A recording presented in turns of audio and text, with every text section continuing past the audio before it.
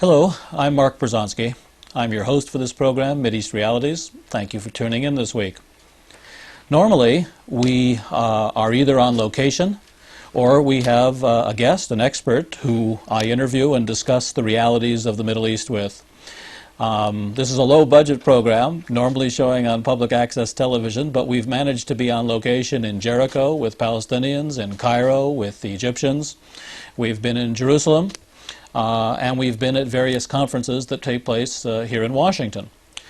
But this week, rather than being on location or rather than interviewing a guest, we're going to, this week and next actually, discuss the Mideast peace process. The reason we have a question mark after that is because after you listen to this program this week and next, you may have some questions about whether it's really a peace process, just like myself and many other experts do. The way we're going to do that is I'm actually going to read you some quotations from major personalities around the world, all of whom are either professors at major universities or journalists or well-recognized experts.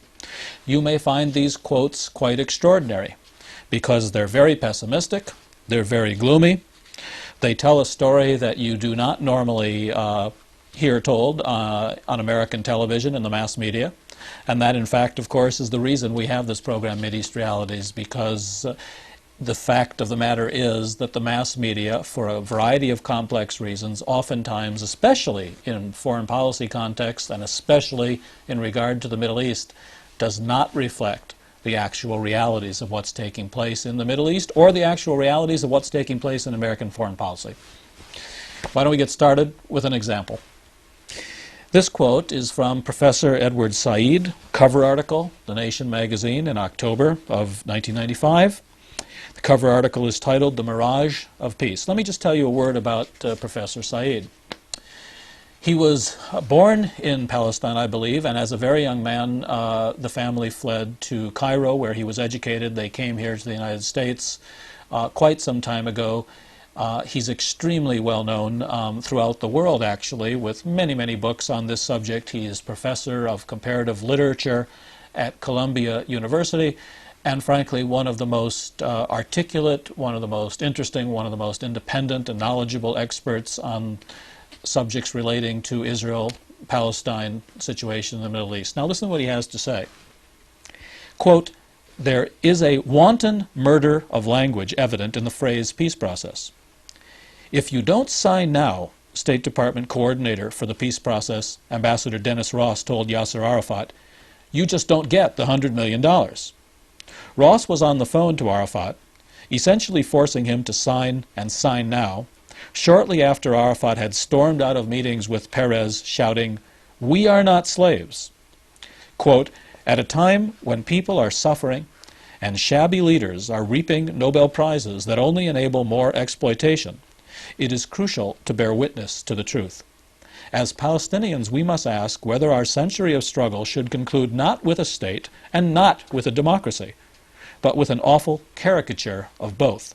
Quote, "Far from bringing peace, the new PLO-Israel Accord will bring greater suffering for Palestinians and an assured threat to the long-term interests of the Israeli people." Now, I've had to paraphrase and pick out little parts of a very major article that goes on for 8 pages. As I said, it's a cover article in The Nation magazine.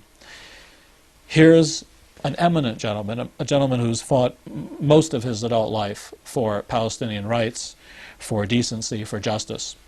And yet, here is his analysis of the so-called peace process.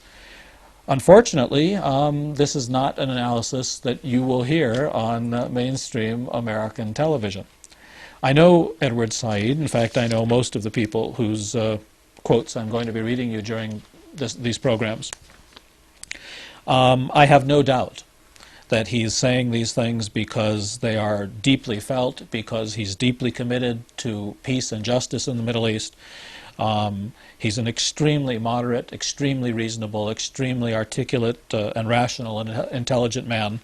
And yet just think about what he's said here.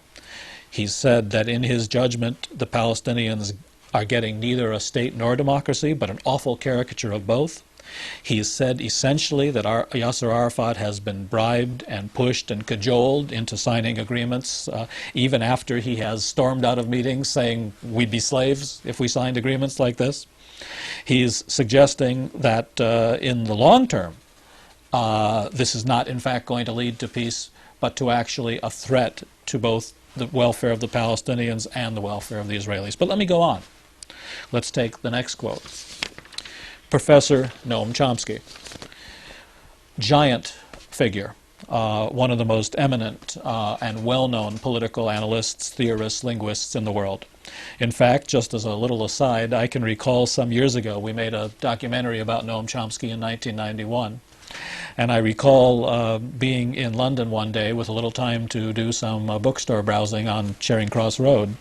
And I recall going into a little bookstore on world affairs, and all the shelves were organized by geography, by region, Africa, Latin America, and Middle East. But there was one, just one exception that I saw on the shelves, because there was an entire section for Noam Chomsky. He has published so many interesting, vibrant, unique books about world affairs, the Middle East being among his specialties. Let me read you what he has to say. Quote, "The agreements incorporate the extremist version of U.S.-Israeli rejectionism. The long-term settlement is to be based solely on UN 1967 Security Council Resolution 242, with no recognition of Palestinian national rights. Furthermore, as Israel and the U.S. have made clear, withdrawal will be partial, as they determine.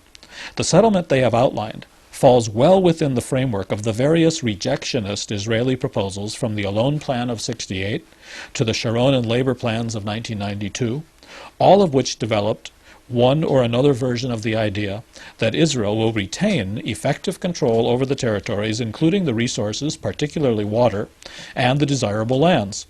The area around the rapidly expanding Greater Jerusalem, which will effectively split the West Bank into cantons, as well as the Jordan Valley, perhaps a third of the Gaza Strip, and whatever else Israel chooses to incorporate, all with the blessing and financing of its superpower patron, of course the United States.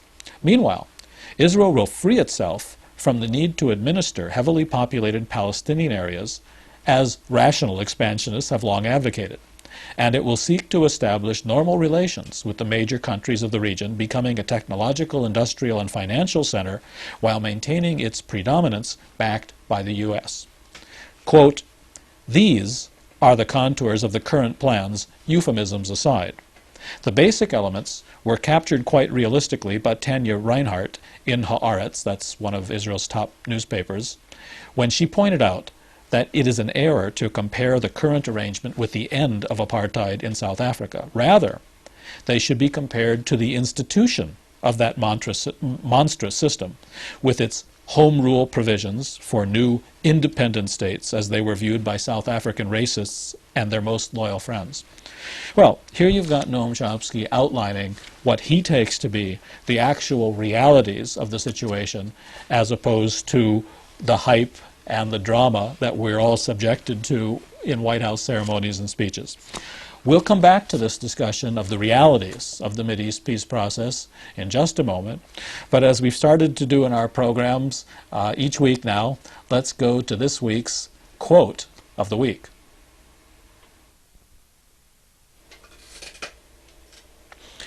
This week's quote of the week is from Israeli Foreign Minister Shimon Peres, but not when he's speaking to the cameras, not when he is speaking to the world, rather when he's speaking reportedly and at an Israeli cabinet meeting. Quote, "We are doing our best to see that no settler is evacuated. We did not concede on anything that was in our possession. We did not concede on Gaza. Rather, we freed ourselves from Gaza. We did not come to negotiations with the PLO because we have changed, but because it has changed." Now, just as David Ben-Gurion, Peres's mentor, lied to the Palestinians about the intentions to create a separate Jewish state in their country, throughout the 20s and 30s he lied, always saying that there was no intention of doing so. So Shimon Peres follows in the deceptive tradition of the Israeli Labor Party when it comes to explaining to the world what Israel is really doing as opposed to what Israel says it is doing.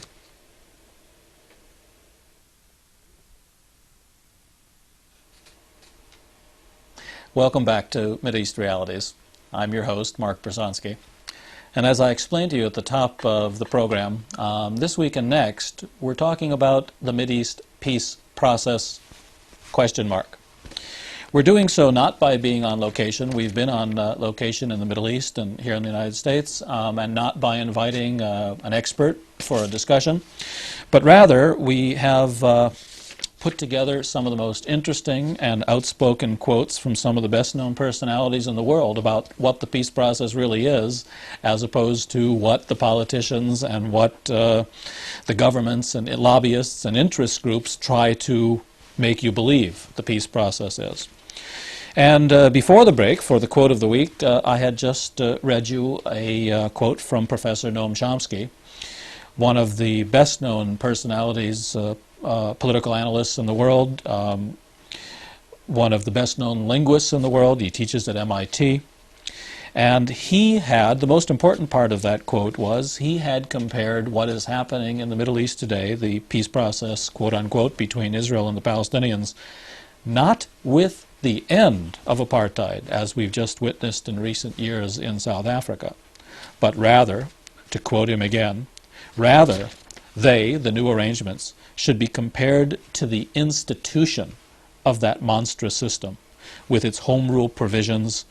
Let me explain this a bit, since I've been to Palestine, occupied Palestine, Israel, over 100 times in the last 20, 25 years. People who haven't been there don't realize that for a Palestinian to move from one area to another, he not only goes through roadblocks, which are said to be just security checks, but he actually has to have passes, pieces of paper, different colors, different types, different arrangements depending on whether you're a resident of this city or this village or Jerusalem or this area. The Israelis have effectively created a pass system, very similar to what the white South Africans did to keep the blacks in their place, under control, to always know where they are. Plus, in this age of computerization, the Israelis have created a system not only of passes and regulations, but a computerization system so that they can pretty much track individuals, where they go, what checkpoints they go through.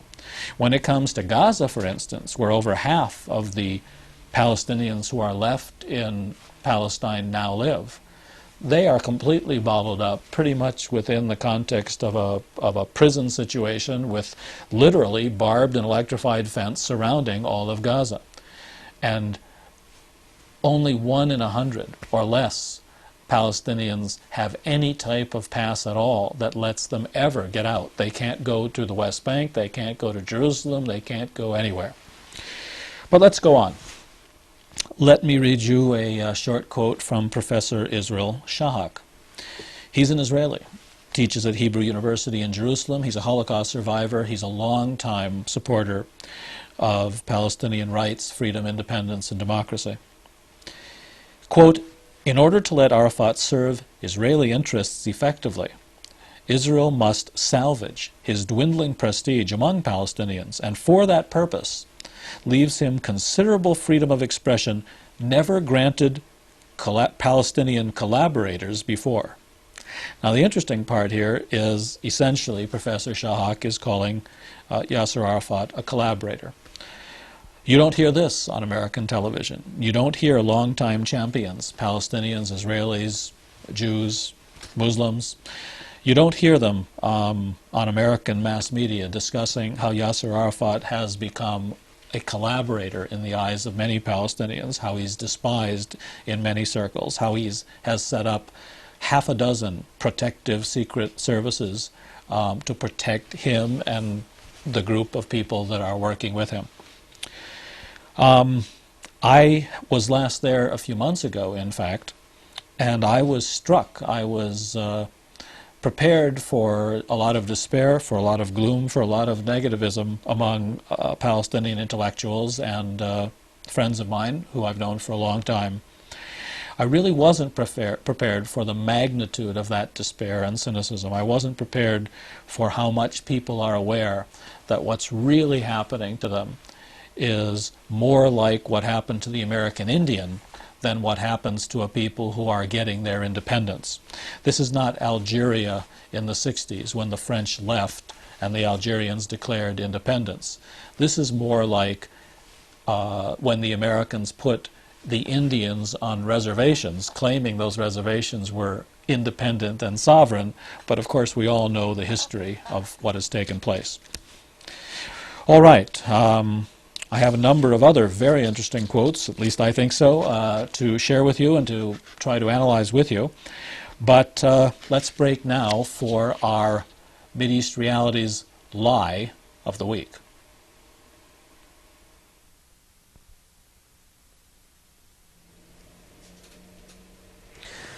This week's lie of the week is inherent in the juxtaposition of two quotes from the Washington Post that appeared on the same day, on different pages. The day is the 12th of October, the anniversary of the American invasion of Haiti. The first quote is from page A25. Here it is. 1 year and more than $3 billion later, Haiti looks the same as usual. A one-party state where the powerful govern by terror.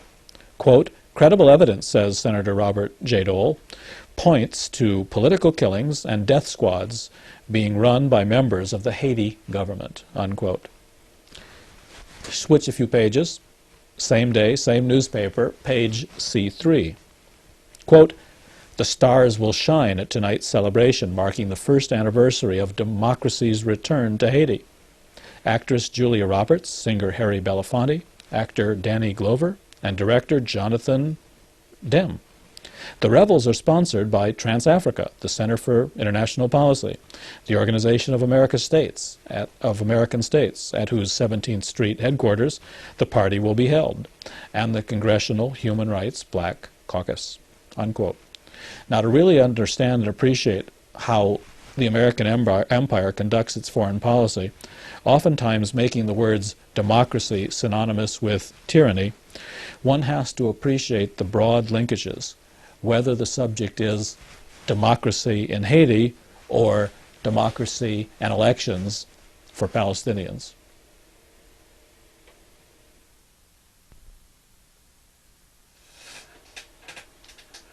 Welcome back to Mideast Realities. As you know, I'm Mark Berzonsky, your host, and as you know, we're discussing the peace process question mark this week. So far, I've read you a quote and tried to explain it and analyze it from Professor Edward Said at Columbia University, a Palestinian American, one of the most articulate, knowledgeable people in the world on this subject. And he called the peace process the wanton murder of language. He talked about the accord not leading to peace but making things worse for the Palestinians and eventually becoming a threat to Israel. And he said that it's crucial to bear witness to the truth. Then I read you a quote from Professor Noam Chomsky, who described the agreements as nothing more than a long-time continuance of long-term Israeli policies, basically rejecting Palestinian national rights, basically fulfilling long-term Israeli ambitions, basically letting Israel call the shots, keep whatever territories and resources it wants. And then, most tellingly, he went on to compare what's happening today as the institution of a system similar to what used to be apartheid in South Africa, but this time it's really apartheid for Palestinians under the guise of the term separation that Rabin is fond of using. And then we discussed Professor Israel Shahak's views, a Holocaust survivor himself, a professor at Hebrew University, an Israeli, a long-time supporter of Palestinian rights and previously of the PLO. But his phrase for Yasser Arafat these days is that he's become a Palestinian collaborator. Well, let me share with you finally this week, and then next week we have a number of other very interesting and very telling quotes. Let me share with you now the views of a Palestinian living in the Israeli-occupied areas of Palestine in the West Bank. Professor Abdul Sittar Qasim teaches political science at Al-Najjar University in Nablus, one of the biggest Palestinian cities. Here's what he has to say. Quote, "I don't think that self-autonomy will serve Palestinian rights. It's anti-Palestinian. It's anti-rights. We haven't received anything. Now we are the slaves for the Zionists. We are like General Anton Lahad. For those of you who don't know, Lahad is head of the puppet South Lebanese army that Israel established after the 1982 invasion of Lebanon. We are, going back to Professor Qasim's quote, we are defending the security of Israel. What we've gotten from self-autonomy is very similar to what Anton Lahad is doing, running the health and educational institutions and so on. Also, he's helping keep Israel's borders secure. This is what we too are doing, and I ask, is this what we fought so hard for?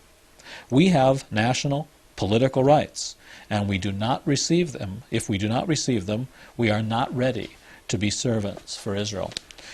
Professor Qasim has actually been quite an outspoken critic of the agreements of Yasser Arafat, of what's become of the PLO, and he's paid quite a price for it. This is also something that you need to know if you want to understand the realities of what's taking place in today's Middle East and in the context of what's called the peace process.